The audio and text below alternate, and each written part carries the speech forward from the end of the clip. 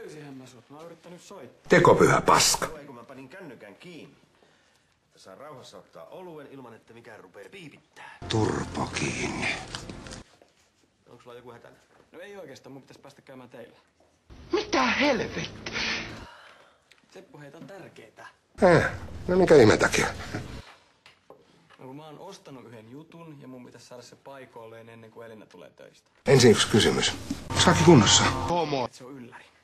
Kenelle? Mulleko? Siinä ei todellakaan menisi kauan. No eikö tämä juttu mahtuisi postilaan? Ei.